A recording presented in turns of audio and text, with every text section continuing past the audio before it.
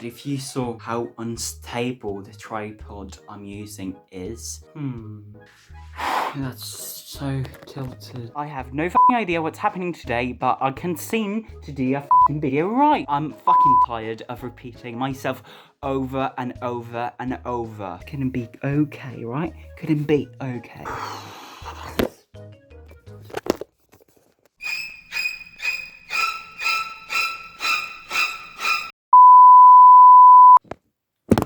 They ask you how you are, you just have to say that you're fine when you're not really fine, but you just can't get into it because they would never understand. Hey Seekers, and welcome to a new video. Today we'll be talking about the books I read in January, so yeah, let's get started. If you've been keeping up with my reading blogs, you should know that the first 4 books I read in January were all rereads, and also I read them in the 24-hour readathon I did with my best friend Zizi. And the reread thing seems to be a trend among my reads for January because out of the 9 books I read, 5 of them were rereads. The first 2 books I read in January were Heartstopper Volume 1 and Heartstopper Volume 2 by Alice Oseman, and I loved so much these graphic novels. Heartstopper is a graphic novel about these 2 boys called Nick and Charlie and how they develop a relationship and start going out, basically. Heartstopper Volume 1 starts with Charlie, which is an openly gay student at the Truehelm Grammar School for Boys, and Nick, which is basically a jock at this school. He plays rugby and they don't know each other, but one day they sit next to each other in a class, I don't remember which one, and they start talking, and from that point on they become friends, and afterwards they start developing a relationship and start developing feelings for each other. So yeah, I really love these books just because the characters are really easy to love, the dialogues are really funny, and it's really well written, and also I really love these kind of like a simplistic style of drawing and artwork, and also I really felt represented by these characters. And as I was reading it, I was listening to the Billie Eilish album When We All Fall Asleep, Where Do We Go?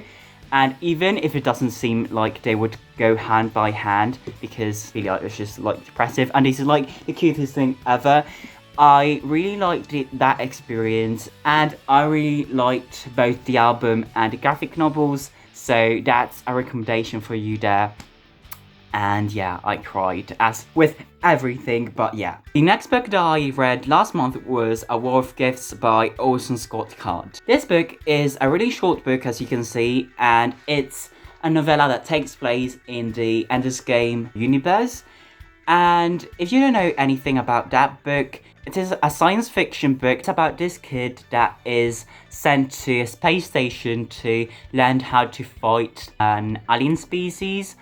And this book takes place during that book too, but it explores the perspective of a minor character. And I had already read this book too, even if the majority of the Ender fan base seems to not like this book as much as the other entries.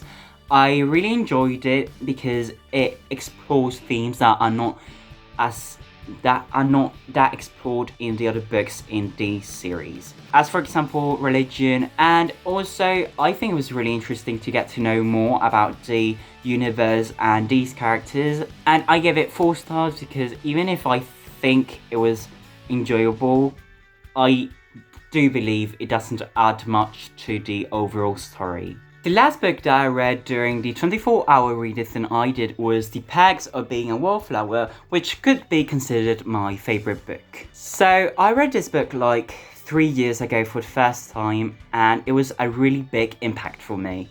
I just really felt connected to the main character Charlie, and I was going through some things that he's going through in this book, so it was just like a big thing for me at the time, and I was really influenced by all of the things that are talked about in this book. So for example, the music that Charlie listened to, I started listening to, and yeah, it was really important for me. And even rereading it now with a different perspective, it still feels like a big thing for me. I just think that this character is so well written, And if you don't know anything about this book, which would be weird because this book is so famous, this is a book that is told in letters that Charlie, which is the main character, writes to an unknown person. We don't know who that person is. And he basically talks about his life and what's happening to him and how he starts going to high school and how he starts making friends. You could say that this book doesn't have a real plot. It's more like a character study of the main character and the people around him, his family and his friends. And I cannot explain how much I like this book when I read it for the first time, but as I said, it's still a book that is really important to me, and I'm glad to have had the opportunity to reread it again. I think that the next book I finished was Darth Vader Volume 1, and this is also a reread. These are the first 6 issues of the Darth Vader series that started in 2015, and it's after Star Wars A New Hope, and this basically is a bunch of stories about Darth Vader after the Battle of Yavin. And yeah, if you don't know anything about Star Wars, this probably won't interest you. But I think this is a really good point to start if you haven't seen anything apart from the movies or read any books about Star Wars or anything. Because it was one of the first comic books that came out after Disney bought Star Wars. And it's actually pretty good. And even if I think it gets better along the way, it's really enjoyable, and I think you'll like it if you like Star Wars, and especially if you like Darth Vader. The next book is one that I needed to read for school, even if I was the only person who read it, literally, and it is The Dialogue of Dogs, I think it's called in English. And this is a book by Miguel de Cervantes, which is the writer of Don Quixote, I think it's called in English. And if you don't know that book, it's probably because you're not Spanish, because it's the biggest classical piece of literature that has come out of Spain, and it's even very well known out of Spain. So The Dialogue of Dogs is a novella, which is like a short novel. Actually, it is 2 novellas, the Something Marriage and The Dialogue of Dogs, and I thought this book was interesting, especially in its form, because this book is a book inside a book. So basically, the first novel starts with a man that has just come out of the hospital and finds one of his oldest friends in the street, and basically they start talking, and the main character tells his friend how he got to the hospital and the marriage he was in and how it turned out. It didn't turn out really well, and afterwards they go to the friend's house, and the main character tells the other guy that while he was in the hospital, he had 2 dogs talking and that he wrote down their conversation. So he goes to sleep, and then the friend reads the dialogue between the dogs, and that's the second novel. So as you can see, it's a novel inside the novel, and that's the most interesting thing I can say about this book. The story about the marriage was more funny, I guess, but the dialogue between the dogs was a little bit boring. It's a little bit dragged out. But as I said, it's really modern for the time it's written. It was published in the 17th century. A book I finally finished in January is The Shining by Stephen King. I started this book like over October last year. It's not that I wasn't liking it, it's just because I didn't have much time in October, November and December to read it.